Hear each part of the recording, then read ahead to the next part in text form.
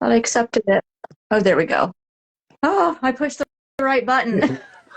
Hi, Stefan. Nice to meet you. You too. Thank you for having us You're at your channel.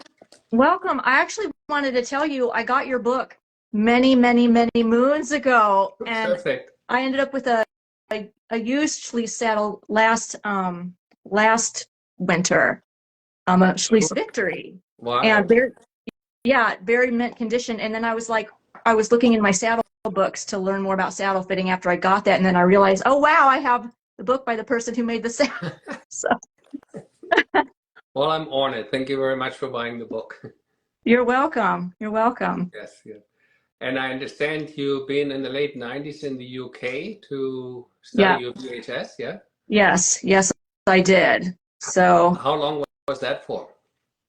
I was there 3 years, but I probably just did like the first one and some of the rider road safety stuff, you know. I didn't actually stay long enough to get the test, but I was having all the lessons and all of those things. And then I have, of course, my BHS book of stable management, which is my Bible. Yeah. So, you know, the horse Bible. It's like if I tell everybody if there's one horse book you can ever get that one. Yeah. Yeah. I'm doing the winter in Estero, Florida. Where are you in Florida? I'm in Ocala.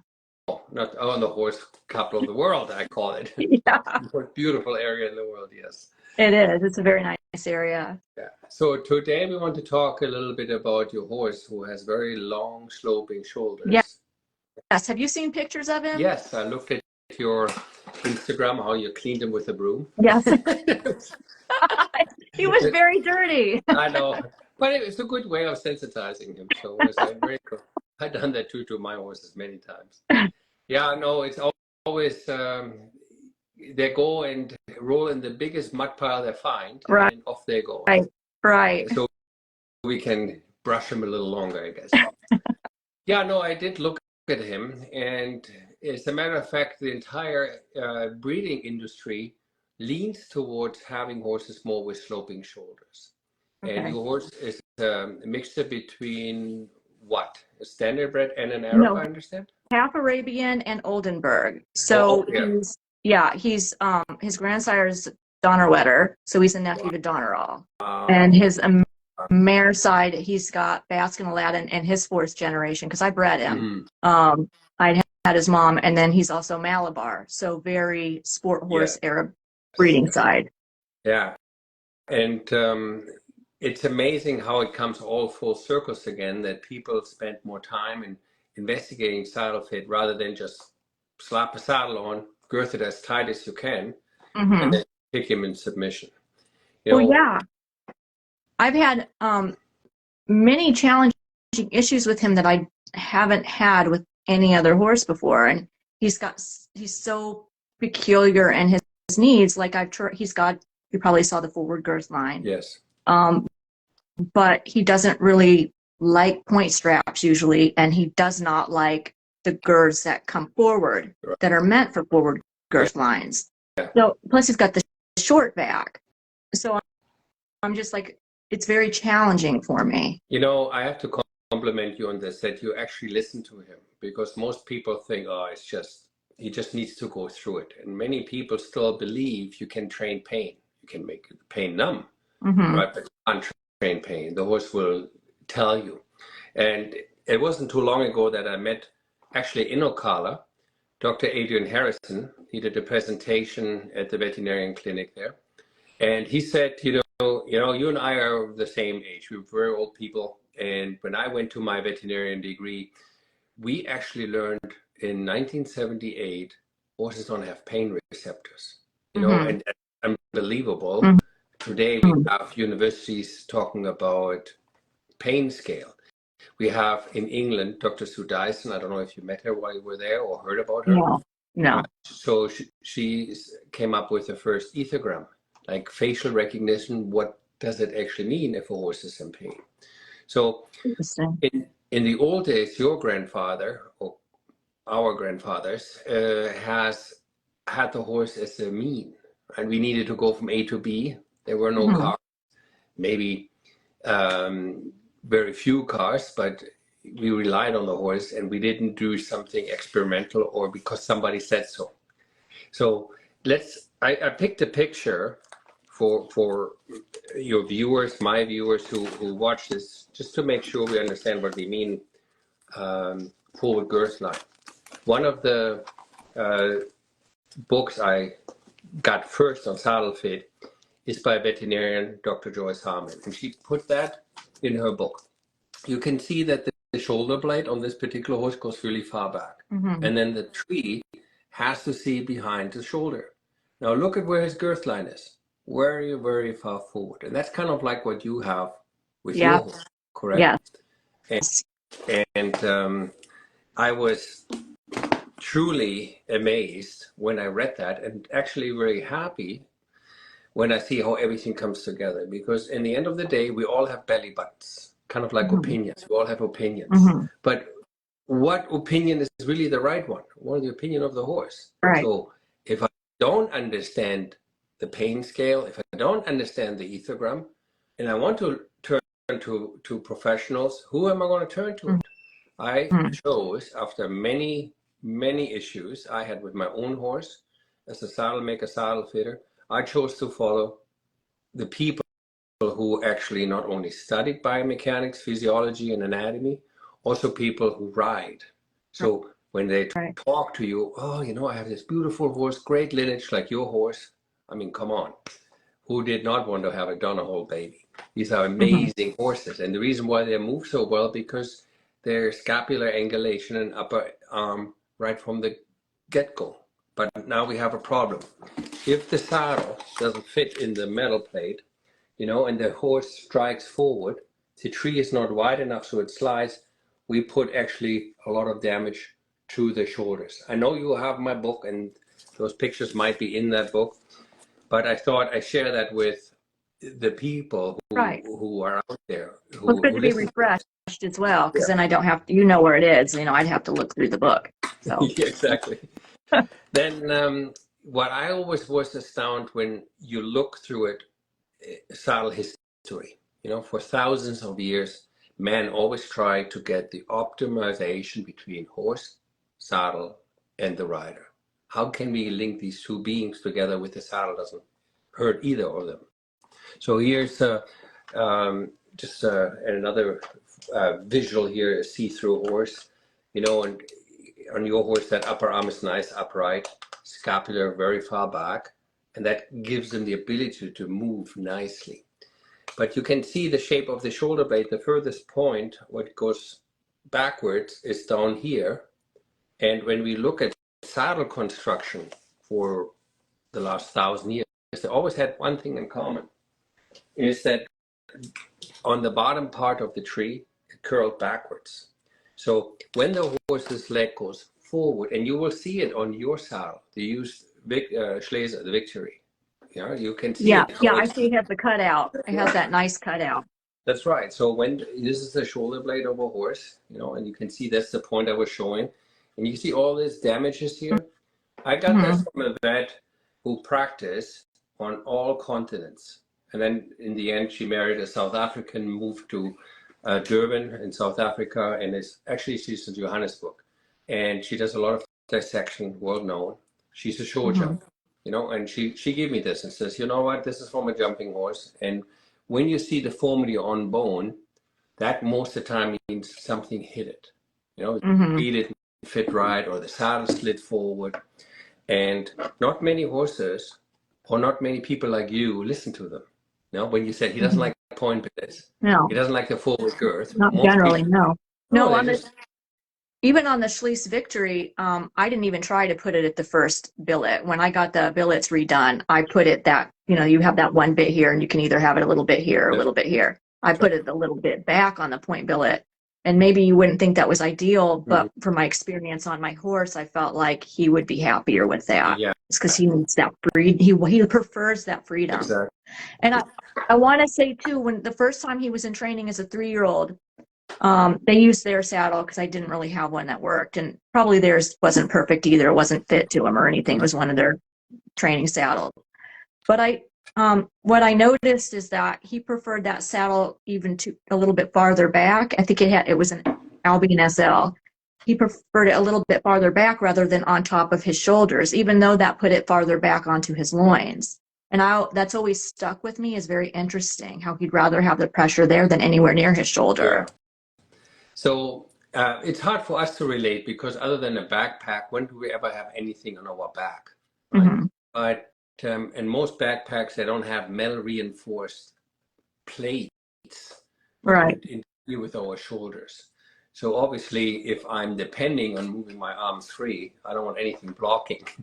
So coming back to this story here, she says, if you would take a hammer and hit your chin, not only would that hurt tremendously, but once it's healed and the pain let go, you will always have a bone there.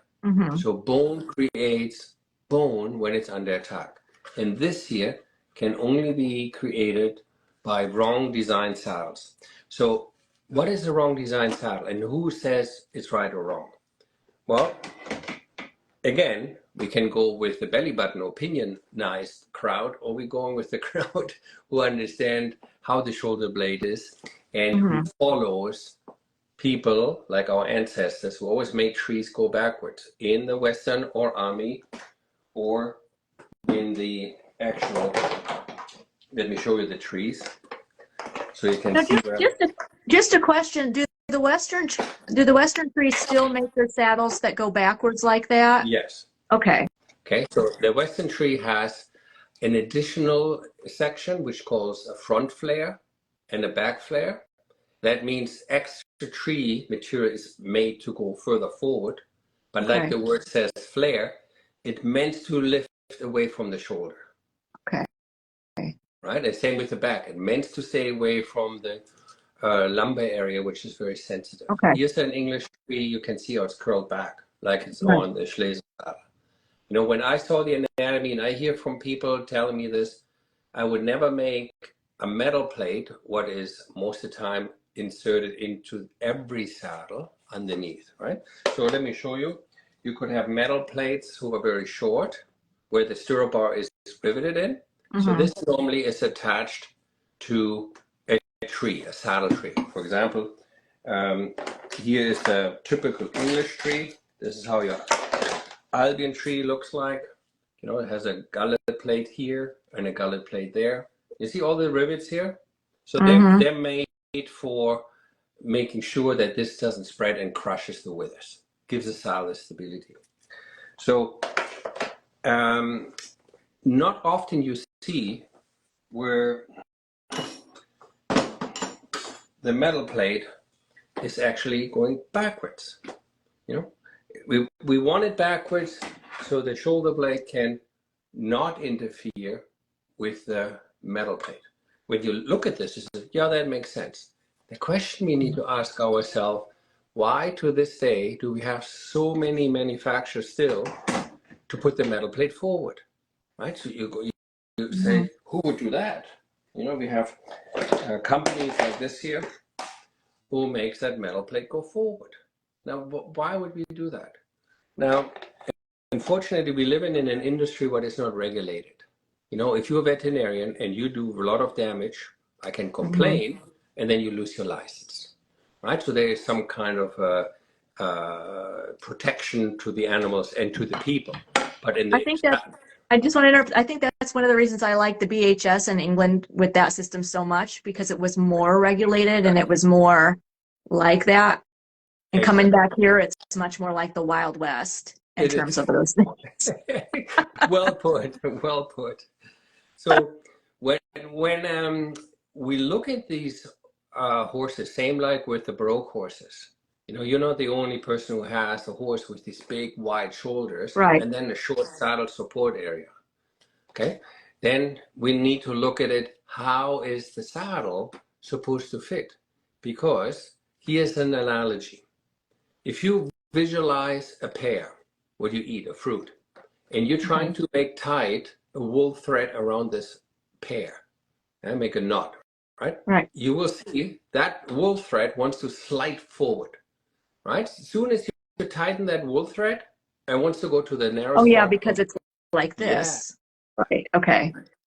So if you look at the horse from the top, you know, the widest part here, the girth wants always to go to the smallest spot.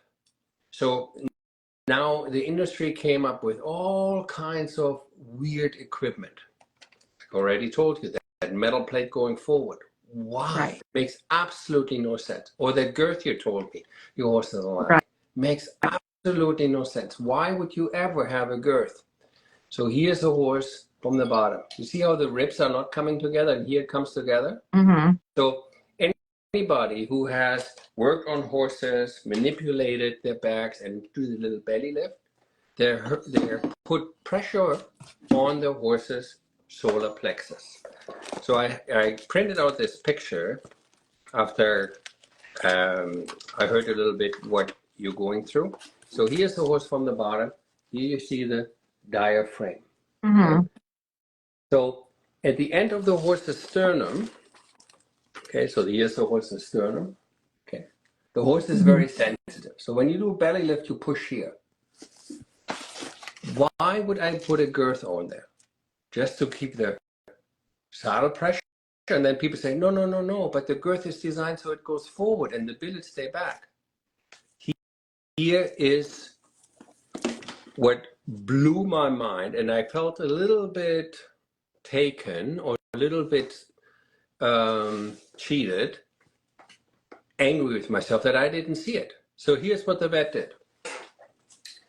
He said to me, if you have a tape or a string and you have two fingers and you pull it, the string goes from A to B. Right.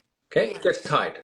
And then the tension is there between the two fingers. Okay. So if this is now, my fingers is the billet and the girth is the tape, think about from buckle to buckle is where direct line the contact is. So he shows me this girth. I have to get it up here.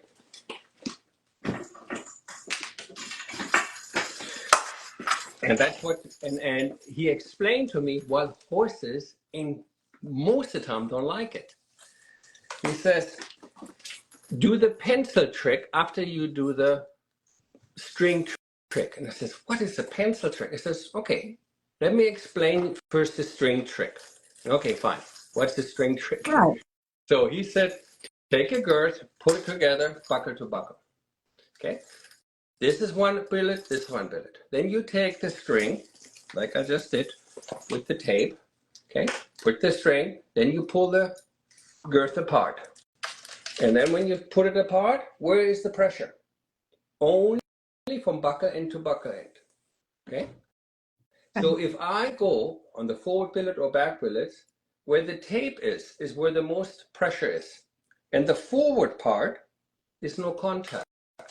And here is how you That's actually what I noticed when I would put it on. There's literally a gap. Like it's pressure all here and this is coming down and you could like literally slide your hand right in. And you know, I was like, oh my Lord, that like there's no way that's comfortable. Yeah, but you like have the education, you think logical. You know, most people, they fall for the sales triggers. They see all the pectoralis muscle, all this is free, no pressure. But well, and another thing I would hear was that your horse will fill it up with its movement. It will fill it up, but you know, it's like, but it's not like a fatty tissue. It's a hard muscle, exactly.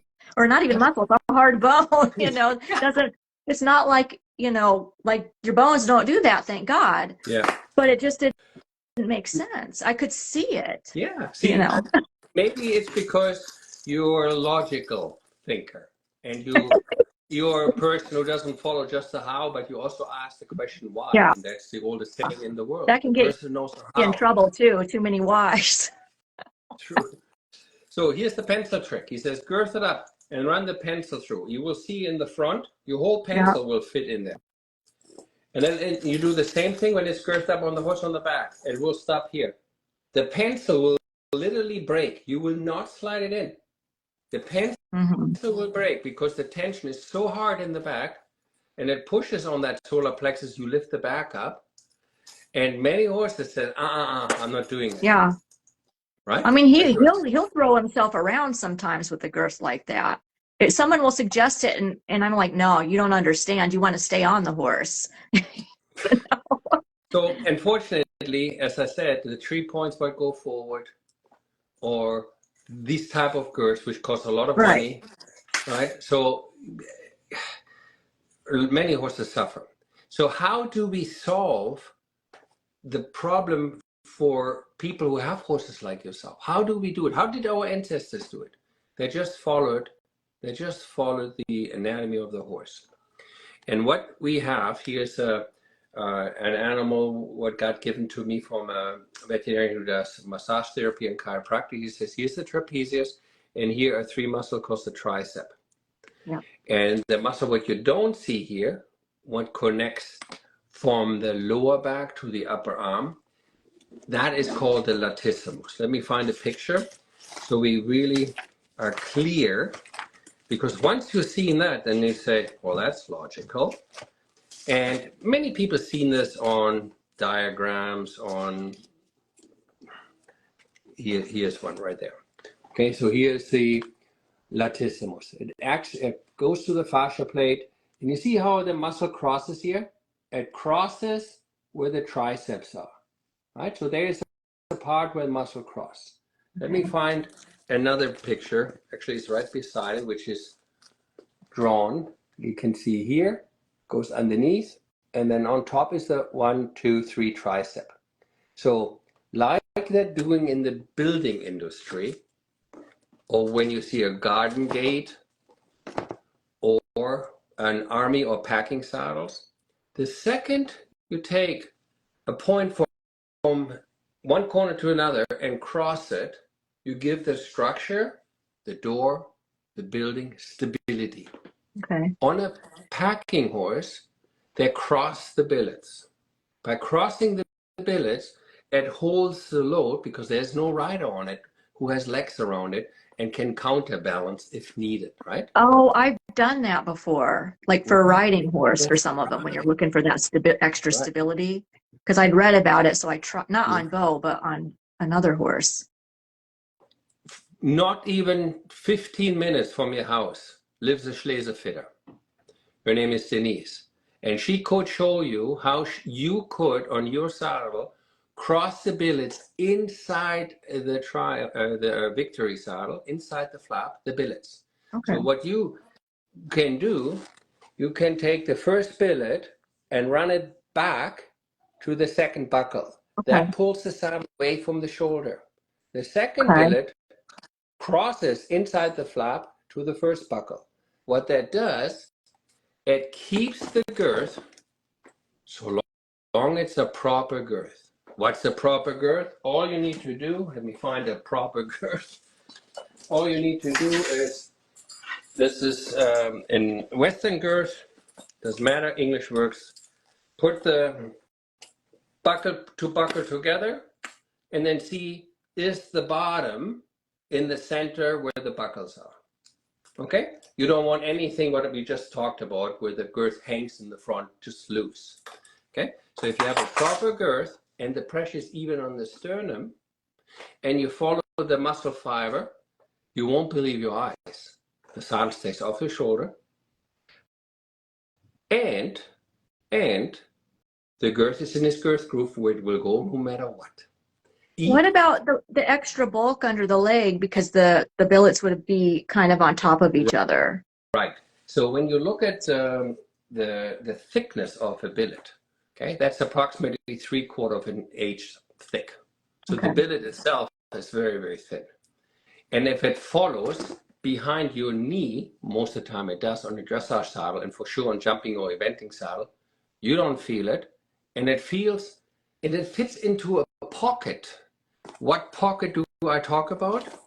You can see it on the horse and you can feel it. It fits in that pocket what nature gives that horse. Okay. Really cool to see if you pick up the hoof, if you clean it, and then gently bring the hoof forward and stretch out his leg. Okay. And then look over the side and you see how that bulge comes out, the tricep, and then there's a pocket. That's where everything lies in. So if our ancestors did this for survival, because let's face it, the horse was for survival, not for sports or opinion, and stabilize the load in the army saddles, we can to this day, so long the tree point is backwards, get the saddle away from the shoulder. And now comes the kicker. Let me see if I have a saddle here. No, I don't. Sometimes the saddle is built to the back, which means this is a jumping saddle here. Okay. Okay, but sometimes the saddles are built with a big bumper here in the back. We do that to distribute the weight for heavy riders. We get larger weight-bearing surface. As long, this is the key message, as long it fits away from these narrow bones. You can't go ever on this. And then people say, wait, what about a Western saddle? They are much bigger. Yeah. Remember what I said with the Western saddles? They have flares. Yeah. The back is supposed to hover over the area where you put your backpack, your tent, your food, whatever. Okay? So when we look at the anatomy and physiology of the horse, we do not want any pressure whatsoever underneath the vertebrae, underneath the last lumbar. First, depends from where you look. I'm looking for my horse here. That is because what you see there, the gray stuff, that's the kidney. And the kidney hangs via muscles on that narrow bone. Okay. So we have a lot of people say, oh, I give my horse away to cowboying. What does cowboying mean? I never heard that term in Europe. Oh, let's make that horseman knows how to make that horse behave. Okay, so you cannot cowboy the urination during riding away. Why does certain horses pee while you ride, or the second you take the saddle off? Okay, you irritated the kidney. Some mares, I know you have a gelding, but some mares. Well, he was a stallion, now he's a gelding. Yeah, but he still has kidneys, right? So in the old days, the soldiers followed that route. Look at the horse from the back. See how these spinal processes stick out? Very, very broad. This bone is as thick as half a pencil size. It's very thin. As a matter of fact, I have one here to show you, or your audience, just to really drive that point home. You know, it's so important that people see that. So this is the first lumbar. Look how thin that is. Yeah. Here's an average size. Look, that is very thin. It's crazy, you know? So I dropped it a couple of times. Unfortunately, it broke here. So the horse will always protect that. He will tell you, I don't like it on my shoulder, put it on the back. So how does he protect it? He protects it by doing very mincy steps. He doesn't reach out. Because as soon as he reaches out, he's vulnerable over the top line. Mincy so he needs to steps behind or in front, or both? In front. Okay. He doesn't want to stretch, right? Okay. So if I say, but I still have an average size rider, 17.5-inch seat, or maybe even 18-inch, but I only have a saddle area what carries a small saddle, and I need that cutout like you have on your Victory in the front. And you need the panel not to extend over the cantle. The Victory has 3 different types of cantles. One what extends to the back, one what ends at the back roll. That was the part I was showing earlier here. That's the back roll. See how it ends here? Okay. And the third one would be if I want to make that wider this way. Okay, we call that butterfly panel wedge. Okay. So the old saying in saddle fitting is, look at the mane and look at the rein line. Everybody can figure out what side the mane falls on the horse. It either falls left or right. 7 out of 10 horses, mane goes to the right. Okay, most horses are like people, dominant on the right side. Different expert, different opinion. Fact is the appendix is on the right side. And they're 90% graze with their supporting right side and put the left leg forward. That's research studies. You probably learned that in England. Second, I look where the mane ends. Because where the mane ends, 90% on all horses, not yours, but on all horses, their shoulder blade ends. certain breeds, because of where your horse comes from, Arabs for sure, have very slopey shoulder blades, which means shoulder blades go really far back. Mm-hmm. And those horses, okay, have the scapular edge, what we showed earlier here, even further back than the end of the mane. So if I would say this is the end of the mane, look where this shoulder blade end up. Mm-hmm. Right? That's kind of like your horse. So Mm-hmm. the soldier in the old days always looked at the end of the mane and the rein line. So what's the rein line? I'll show you. Everybody has seen this. I mean, you probably had the same rein what we had here for the last 2 days. So when the horse gets rained on or sweats, the horse hair grows this way. We call it in Germany the flower. Goes up. Oh, interesting. And then the hair goes this way. Yeah. And here the hair goes this way. And wherever they sweat, the water runs down. Or when they get rained on, the rain line. So what the soldiers learned, find that line, go straight up, find the end of the mane, and fold your army blanket in between those two markers. If you don't do it and the saddle has too much pressure on the kidney, it will run and drive the pressure not only on the shoulder blade, but it will also drive the horse nuts on their lung meridian point. Now the lung meridian point is something which is relatively new. This is really out there in the last, I would say, 15, 20 years. Before nobody talked about it. But since veterinarians do more certification like chiropractic, massage, acupuncture, okay, they talked about the lung meridian points. And one of them is the lung meridian point. So the order not to hurt the horse's respiratory issue, on top of the shoulder is the bladder meridian point 13. Now that's the lung meridian point.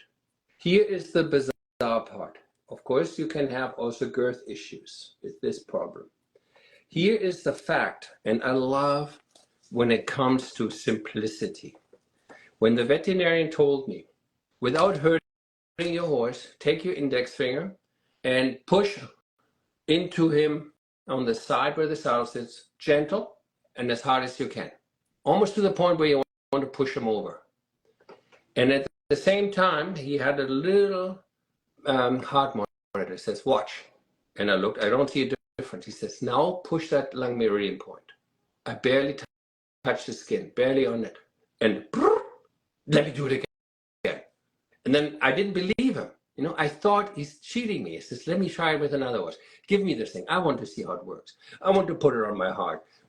And he shows in acupuncture, certain trigger points can target certain organs. This one is the lung meridian point. And if your saddle slides forward, you have a shitty blanket surcingle, a shitty harness, or vaulting girth, you know, where people do vaulting gymnastics on horses, the horse would have artificial heart rate. And any animal which is a flight animal will get severe stress with artificial heart rate increase, which means because they can't run away. In the wild, they run away when they have stress or fight, flight or fight, right? So, but if you have a horse in the cross tie, or you ride him and he's under your control and he has no chance to get away, the only thing he does, his heart rate goes up. And that only causes unnecessary gut or stomach ulcer, which also can lead to phone colic. And I says, from a saddle, I says, no. From pressure on certain trigger points, what make organs react? Such as, and I was just like, wow, and now with all this being published and out there, I still don't understand why saddle company don't have that cutout like we shown you on your Victorino. Yeah. Why are they still making saddles with forward facing tree points? And maybe you, or maybe I get to hear from one or the other audience who shares with their opinion. Here goes with opinion again. But there gotta be a reason. Why are they not listening to the experts? Why are they put that shoulder on? The only thing where I could find peace within myself is they're either very ignorant, or with the amount of social media, we can say there's so much fake news on it, we don't know what to believe anymore. Mm-hmm. You know, especially with all this AI and all that. Yeah. What is true, what's not true. And that's why I really needed to see it to myself. I really needed to see if the saddle goes forward and pushes against the shoulder. I mean, your horse told you. In the end of the day, the horse tells you. Full stop. Yeah. Right? We can talk about anatomy and theory back and forth. And my only belief is that they do it so the customer keeps buying new girths, new saddles, to keep the marketing chain or the industry going. Kind of like, why would I sell you a pill what heals you? I need a pill what helps you a little bit, but keeps you sick. Mm-hmm. You know that yourself in the pharmaceutical industry versus nutrition industry and so on and so forth. Yeah. That's the only reason why I think companies still make the 3-point straight or forward. But nobody would ever do that to their own body or to the horse. Right. So now that we know all that. And I wonder if some of it is an infrastructure thing too, because they've already have the infrastructure in place to keep creating the same thing over and over again, where it might cost them more money and more time and whatever to change the infrastructure, including the educational component of it. Excellent point. Excellent point. You know, and immediately came to my mind was my cousin, you know, says, you know what, yeah, no, smoking is bad, but I've smoked for so many years, it makes no difference now. You know, so when you've done something for so long, or like you said, the infrastructure is there, the wholesaler, the retailer, the manufacturer, they've all done it. Now all these veterinarians have data and proof and science, what our ancestors knew for thousands of years. It's a massive chain what have to happen here in order to get rid of it. But maybe you and I can help it a little bit for people who love their horses. Maybe. to listen what we talk. I can't hope believe so. I can't believe we already talked over almost 40 minutes, but it was Oh my gosh. pleasure. It was so much fun talking to you. I did have another question though, and it was about croupers, because I've used them in the past, particularly on Beau's mom, because she was mullen withered. And so I would sometimes, especially when she was younger, use that crouper on her. And I'm wondering at what point, when you're saying, okay, this isn't working with the girth and things, we'll add the crouper on instead, or if there's a point where you would advocate for something like that, or what your solution to that would be as an alternative. Yeah, I always look at it from 3 angles. You know, number one, as a rider who had grown up on little ponies, roly-poly ponies, nothing stayed on it, everything goes forward. I also drove horses, like carriage driving. Right? Every harness has a crouper. But I also look at it as a manufacturer. You know, do I slap a point billet on the saddle or build a crouper? And then I look at from the point what I learned from people such as yourself who has an education.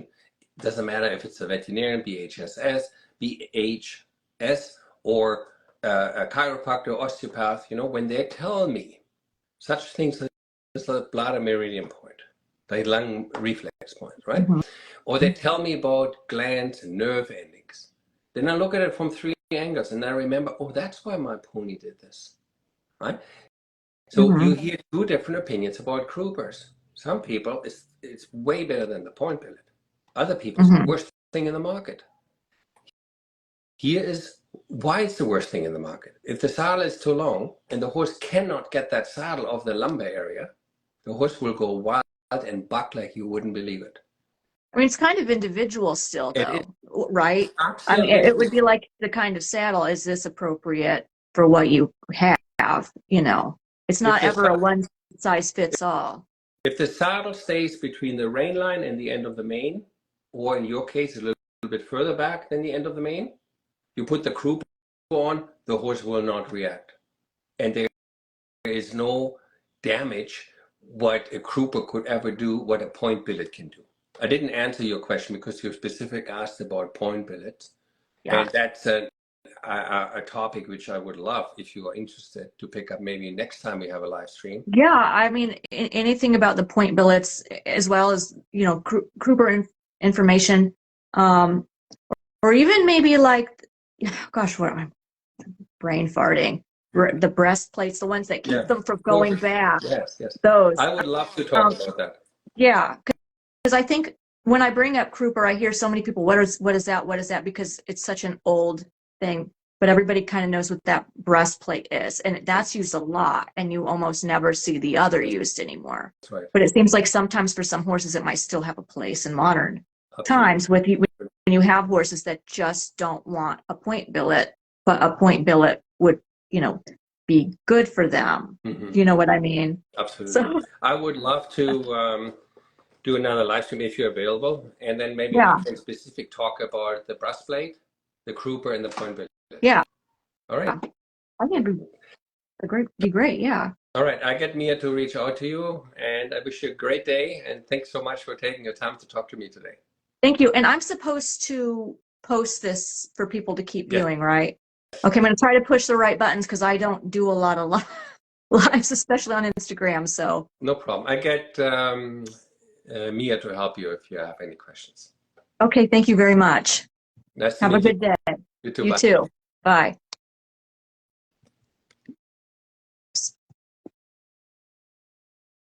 Okay, everyone, thank you so much for joining, and I hope you found that as informative as me. That was fun. That was really fun. Anyway, I'll see you guys later.